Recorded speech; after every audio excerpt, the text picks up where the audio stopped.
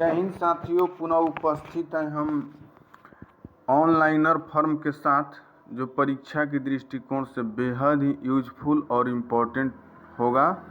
तो लगातार हमारे चैनल के साथ जुड़े रहिएगा। चैनल को सब्सक्राइब नहीं किए हैं तो चैनल को ज़रूर सब्सक्राइब, शेयर और लाइक कीजिएगा और बेल आइकन को प्रेस कर लीजिएगा ताकि पल पल का नोटिफिकेशन आप तक पहुंचता रहे। तो चलिए आइए फटाफट ऑनलाइनर देख लेते हैं भारतीय संविधान से, जो कहीं ना कहीं बिहार के तमाम एग्जाम में 8 से 10 प्रश्न पूछे जाते हैं। ठीक है, तो वीडियो थोड़ा सा लंबा होने वाला है लेकिन बेहद ही यूजफुल होने वाला है। लगातार बने रहिएगा, ठीक है। चलिए, पहला क्वेश्चन है आपका कि रेगुलेटिंग एक्ट कब पारित हुआ? तो 1773 में। ठीक है। भारत के गवर्नर जनरल को किस एक्ट के द्वारा अपनी समिति के निर्णय को अस्वीकार करने का अधिकार मिला था? 1786 का अमेंडमेंट एक्ट। ठीक है। महारानी विक्टोरिया को भारत की सामग्री कब घोषित किया गया? तो 1858 में।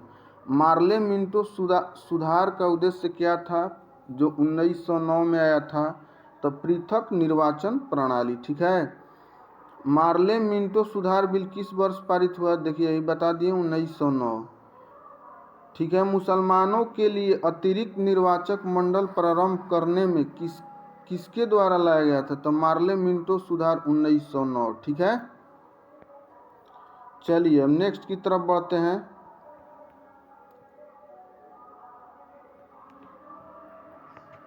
नेक्स्ट है आपका 1909 के इंडियन काउंसिल एक्ट में किस बात की व्यवस्था की गई थी? तो सांप्रदायिक प्रतिनिधित्व। ठीक है। मॉन्टेगू जेम्स फोर्ड सुधार में प्रावधानों का सार क्या था? तो प्रांतों में दोहरा शासन। ठीक है। भारत का संविधान लागू होने तक स्वतंत्रता के पश्चात इसका शासन किसके अंतर्गत चलाया गया? तो 1935 के भारत सरकार अधिनियम VVI, बहुत ही इम्पोर्टेंट है। ठीक है। भारत की आज़ादी के समय इंग्लैंड में किस पार्टी की सरकार थी? तो लेबर पार्टी की सरकार थी और वहाँ के प्रधानमंत्री जो थे कालीमेंट एटली थे। कालीमेंट एटली थे। ठीक है। ठीक है। केंद्र में द्वैत शासन प्रणाली को किस अधिनियम के अंतर्गत स्थापित किया गया था? तो भारत सरकार अधिनियम 1935। किस अधिनियम की प्रमुख विशेषता प्रांतीय स्वायत्तता थी? तो 1935। बार बार एग्जाम में पूछा भी जाता है। भारत में सचिव का पद किसके द्वारा निर्मित किया गया? तो भारत सरकार अधिनियम 1858। किस अधिनियम में कलकत्ता में सर्वोच्च न्यायालय की स्थापना का प्रावधान किया गया? तो रेगुलेटिंग एक्ट 1773। ठीक है। किस अधिनियम में भारतवासियों को अपने देश के प्रशासन में कुछ हिस्सा लेना संभव बनाया गया था? 1833। किस अधिनियम के अंतर्गत भारतीय विधान परिषद को बजट पर बहस करने की शक्ति प्रदान हुई? तो भारत परिषद अधिनियम 1892। ठीक है।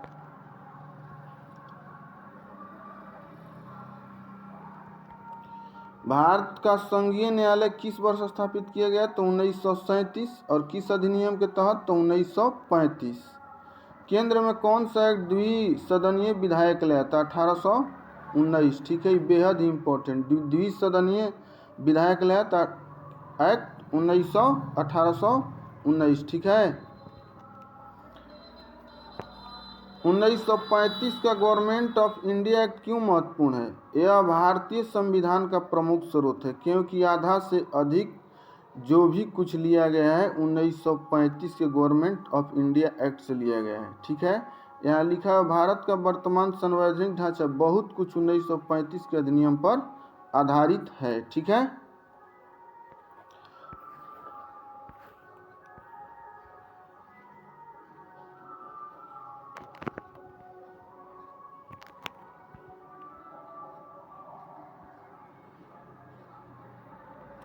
अब आते हैं, देख लेते हैं आपका क्या देख लेते हैं। भारतीय संविधान का गठन किया गया था कैबिनेट मिशन योजना 1946 के अंतर्गत भारतीय संविधान के निर्माण के समय सांविधिक सलाहकार कौन थे? तो कौन थे? VN राव थे। ठीक है, ये देखिए कई जगह एग्जाम में पूछा गया है।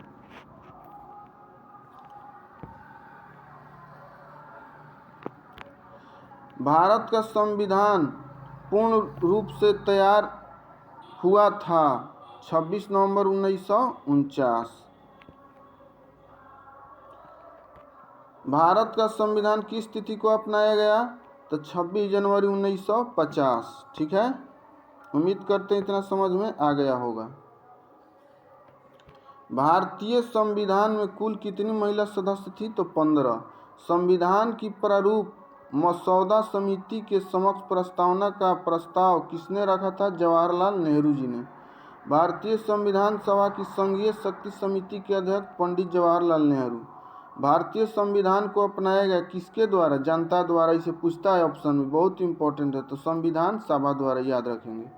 भारत को एक संविधान देने का प्रस्ताव संविधान सभा द्वारा पारित किया गया था। कब पारित किया गया था? तो 22 जनवरी 1947 को। ठीक है, अच्छे से याद रखेंगे। संविधान निर्मात्री सभा में झंडा समिति के अध्यक्ष JV कृपलानी। राष्ट्रीय झंडे की अभिकल्पना को भारत की संविधान सभा में ग्रहण किया गया 22 जुलाई 1947। ठीक है, याद रखेंगे। भारतीय संविधान सभा ने भारतीय राष्ट्रीय ध्वज की रूपरेखा को अंगीकार किया, तो वही 22 जुलाई 1947। संविधान सभा ने संविधान को अंतिम रूप से किस दिन पारित किया? तो 26 नवंबर 1949।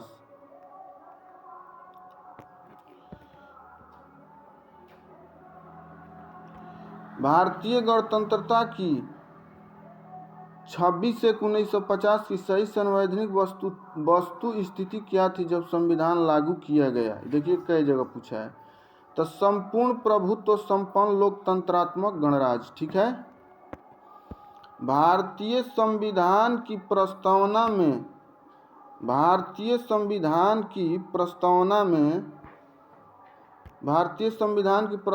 पंथ निरपेक्ष जोड़ा गया था 42वां संविधान संशोधन 1976। संविधान में हमारे राष्ट्र का उल्लेख किन किन नामों से किया गया है? तो भारत तथा इंडिया। ठीक है, याद रखेंगे। भारतीय संविधान की प्रस्तावना में निम्नलिखित में से किस स्वतंत्रता का वर्णन नहीं है? तो आर्थिक स्वतंत्रता का वर्णन नहीं है। भारतीय संविधान का कौन सा भाग संविधान की आत्मा कहलाता है? तो उद्देशिक यानी प्रस्तावना को संविधान की आत्मा कहते हैं। अब तक भारत के संविधान की उद्देशिका में कितनी बार संशोधन हो चुका है? तो एक बार। भारतीय संविधान की उद्देशिका में परिवर्तन किस संशोधन अधिनियम में किए गए थे? तो 42वां संविधान संशोधन 1976। प्रस्तावना का वह प्रावधान जो सभी वयस्क नागरिकों को मतदान का अधिकार प्रदान करता है क्या कहलाता है? तो प्रजातंत्र। भारतीय संविधान के किस संशोधन द्वारा प्रस्तावना में दो शब्द समाजवादी और धर्मनिरपेक्ष जोड़े गए? तो 42वें। भारतीय संविधान के किस भाग में स्पष्ट रूप से घोषणा की गई है कि भारत एक धर्मनिरपेक्ष राज्य है? तो संविधान की प्रस्तावना में।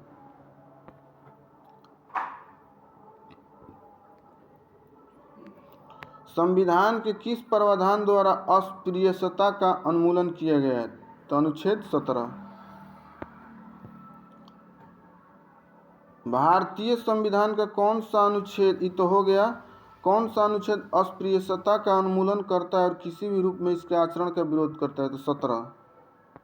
भारतीय संविधान का छुआछूत उन्मूलन से संबंधित है?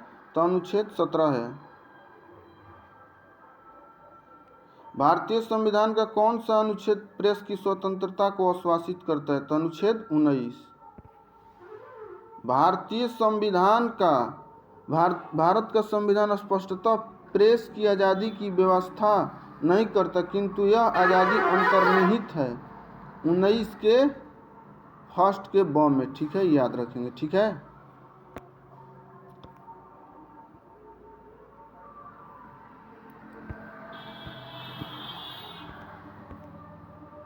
चलिए अब आगे चलते हैं, इधर देख लेते हैं।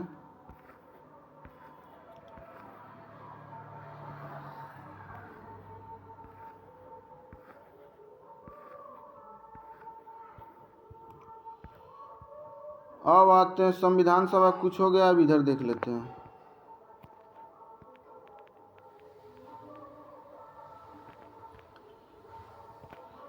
भारत की संविधान सभा गठित करने का आधार कैबिनेट मिशन प्लान। भारत की संविधान सभा किसके अनुसार गठित की गई? तो कैबिनेट मिशन योजना।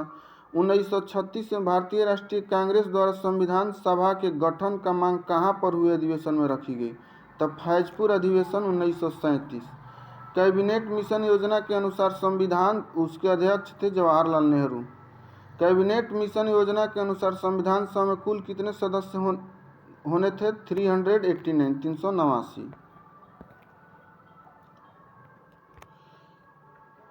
कैबिनेट मिशन योजना के अंतर्गत संविधान निर्मात्री परिषद में प्रत्येक प्रांत की आवंटित सदस्य संख्या निर्धारित करने के लिए एक प्रतिनिधित्व कितनी जनसंख्या के अनुपात में था? 10 लाख।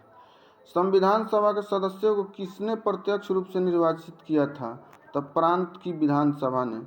संविधान सभा में किस प्रांत का प्रतिनिधित्व सबसे कम था? तो संयुक्त प्रांत। किसका? संयुक्त प्रांत। संविधान सभा में किस देशी रियासत के प्रतिनिधियों ने भाग नहीं लिया था? तो हैदराबाद। भीमराव अंबेडकर का संविधान में निर्वाचन हुआ था पश्चिम बंगाल से। देश का बंटवारा हो जाने पर मुंबई से, याद रखेंगे। भारतीय संविधान को किसने बनाया? तो संविधान सभा।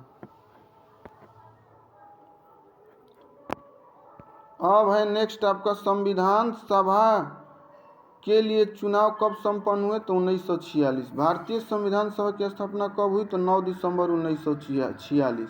संविधान सभा का प्रथम अधिवेशन कहाँ हुआ था? तो दिल्ली में। संविधान सभा के उद्घाटन अधिवेशन की अध्यक्षता किसने की थी? तो इसके अस्थायी अध्यक्ष थे सच्चिदानंद सिन्हा थे। ठीक है। संविधान सभा का पहला सत्र वही 9 दिसंबर बैठक 9 दिसंबर 1946 को हुआ था। संविधान सभा के पहले अस्थायी अध्यक्ष कौन थे? सच्चिदानंद सिन्हा। अस्थायी अध्यक्ष राजेंद्र प्रसाद। 11 दिसंबर 1946 को किसे संविधान सभा का अस्थायी अध्यक्ष चुना गया? डॉक्टर राजेंद्र प्रसाद। संविधान सभा का संवैधानिक सलाहकार किसे नियुक्त किया गया? तो BN राव। संविधान के प्रारूप समिति की नियुक्ति कब हुई? तो 20 अगस्त 1947। संविधान सभा की प्रारूप समिति के अध्यक्ष कौन थे? तो भीमराव अंबेडकर। संविधान का प्रारूप तैयार करने वाली संविधान सभा के सदस्यों को विभिन्न प्रांतों के विधानसभा से चुना गया था। संविधान सभा द्वारा अंतिम रूप से पारित संविधान में कुल कितने अनुच्छेद और अनुसूचियां थी? 395 अनुच्छेद और 8 अनुसूचियां। ठीक है। भारत के लिए संविधान सभा की रचना हेतु संविधान सभा का विचार किसने प्रस्तुत किया? तो स्वराज पार्टी 1942। ठीक है।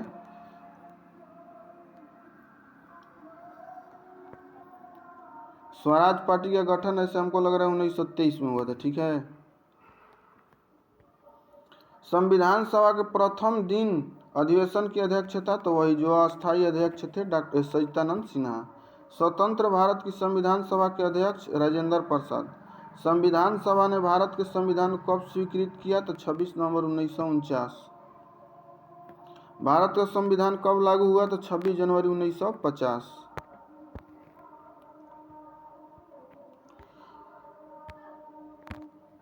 भारतीय संविधान के किस भाग को उसकी आत्मा कहा जाता है? तो प्रस्तावना बता चुके हैं। संविधान निर्माता ने किस पर विशेष ध्यान दिया था? तो प्रस्तावना पर। भारत के संविधान की प्रस्तावना किन शब्दों से शुरू होती है? हम भारत के लोग। भारत किस प्रकार का राष्ट्र है? तो धर्मनिरपेक्ष। और धर्मनिरपेक्ष की चर्चा प्रस्तावना में ही किया गया है। धर्मनिरपेक्ष का अर्थ क्या है? तो धर्मनिरपेक्ष का अर्थ है सभी धर्मों का महत्व स्वीकार करना। ठीक है। भारत एक धर्मनिरपेक्ष राज्य है। इसका मतलब है कि भारतीय राज्य किसी निश्चित धर्म का समर्थन नहीं करता। गणतंत्र राष्ट्र होता है राज्य जहां पर अध्यक्ष वंशानुगत रूप से नहीं हो। भारतीय संविधान की प्रस्तावना में भारत को किस रूप में घोषित किया गया है? एक प्रभुत्व संपन्न, समाजवादी, धर्मनिरपेक्ष, प्रजातांत्रिक गणराज्य। भारत एक गणतंत्र है, ठीक है, भारत एक गणतंत्र है।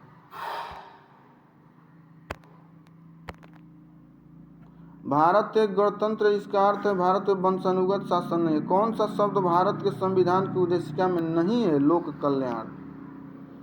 कल्याणकारी राज्य का उद्देश्य कमजोर वर्गों के लिए कल्याण का प्रबंध करना, ठीक है। भारत को एक गणराज्य मुख्य रूप से माना जाता है क्योंकि राजाध्यक्ष का चुनाव होता है।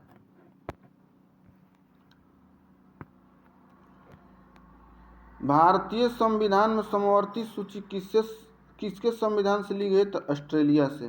भारत में लौकिक सार्वभौमिकता क्यों संविधान की प्रस्तावना प्रारंभ होती है? क्योंकि संविधान की प्रस्तावना प्रारंभ होती है हम भारत के लोग शब्दों से। भारतीय संविधान की प्रस्तावना में जिन आदर्श एवं उद्देश्यों की रूपरेखा दी गई है उनकी आगे व्याख्या की गई है मूल अधिकार, राज्य के नीति निर्देशक सिद्धांत एवं मूल कर्तव्यों में। किस वर्ष भारत एक प्रभुत्व संपन्न प्रजातांत्रिक गणराज्य बना? तो 1950।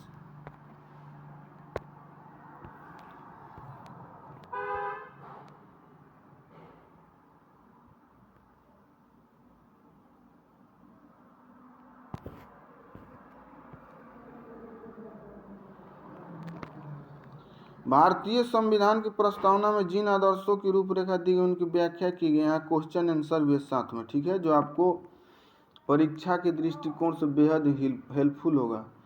एमसीक्यू फॉर्मेट भी मिल गया और ऑनलाइनर भी मिल गया, दोनों मिल गए, ये एमसीक्यू फॉर्मेट, वो ऑनलाइनर। तो इसको आप देख लेंगे। मूल अधिकारों, राज्य के नीति सिद्धांतों एवं मौलिक कर्तव्यों। निम्नलिखित अधिकारों में से कौन सा अधिकार अनुच्छेद 19 फर्स्ट डी को अनुच्छेद 21 से मिलाकर पढ़ने पर प्राप्त होता है? तो एकता का अधिकार, ठीक है। संविधान के अंतर्गत मूल अधिकारों का संरक्षक कौन है? सर्वोच्च न्यायालय।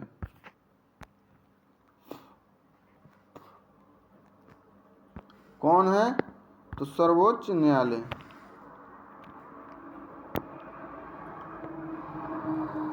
भारतीय संविधान के अंतर्गत निम्नलिखित में से मूल अधिकारों का संरक्षक कौन है? तो न्यायपालिका, वही सर्वोच्च न्यायालय।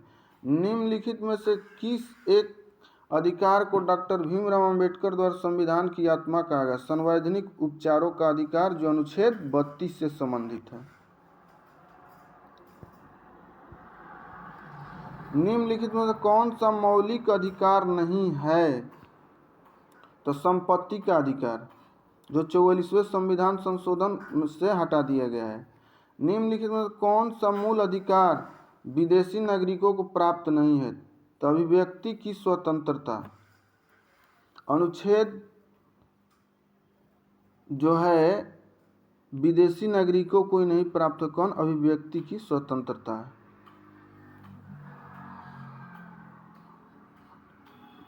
यानी 15, 16, 19, 29, 30।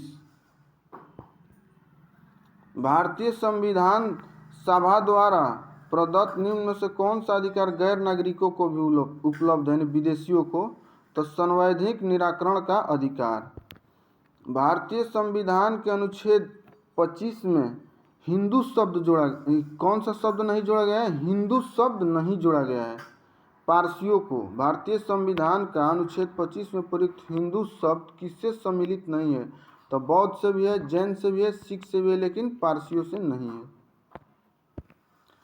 संपत्ति के मौलिक अधिकार को कब समाप्त किया गया? तो वही बताएं 44वें संविधान संशोधन जो 1978 में हुआ था।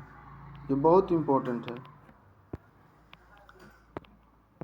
बंधुआ मजदूर अधिनियम संसद ने कब पारित किया? तो 1976।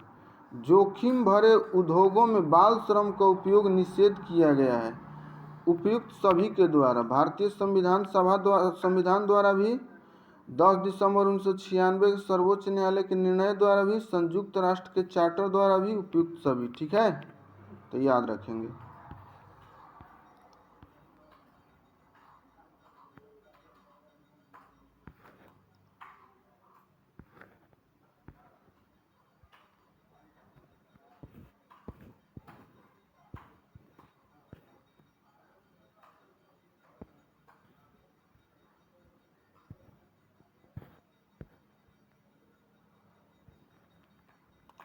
तो उम्मीद करते हैं इतना समझ में आ गया होगा। ठीक है, माने कहने का मतलब है 3 टॉपिक हो गया। अब संविधान की विशेषताएं अगला टॉपिक रहेगा। ठीक है, तो आप हमारे साथ लगातार जुड़े रहिएगा। थोड़ी सा और है, इसको हम बता देते हैं। ठीक है, किस संविधान के द्वारा संपत्ति का अधिकार हटा दिए गए, तो बता दिए 44वें। भारत के संविधान में संशोधन से 44वें संशोधन से मौलिक अधिकारों की श्रेणी से निम्नलिखित किस अधिकार को हटाया गया, तो वही संपत्ति का अधिकार। वर्तमान समय में भारतीय संविधान के अंतर्गत संपत्ति का अधिकार है एक वैधानिक अधिकार। ठीक है, जिस संविधान संशोधन से नागरिकों को संपत्ति के अधिकार का मूल अधिकारों की सूची से निष्कासन किया गया वह है कौन सा है, 44वां 1978। भारतीय संविधान की प्रस्तावना में प्रयुक्त समाजवादी शब्द को निम्नलिखित में से किस अनुच्छेद के साथ मिलाकर पढ़ने में सर्वोच्च न्यायालय को समान कार्य के लिए समान वेतन को मौलिक अधिकार परिभाषित करने की शक्ति प्राप्त हुई, तो अनुच्छेद 14 और 16। तो आपको अच्छी तरह से याद रखेंगे, बहुत भी है ये आगामी एग्जाम के लिए। तब तक के लिए मिलते हैं हम नेक्स्ट वीडियो में। नेक्स्ट का आपका टॉपिक रहेगा संविधान की विशेषताएं। क्या रहेगा, संविधान की विशेषताएं। तो लगातार हमारे साथ बने रहिएगा, और वीडियो अच्छा लगे तो चैनल को ज़रूर सब्सक्राइब और लाइक कीजिएगा। तब तक के लिए मिलते हैं नेक्स्ट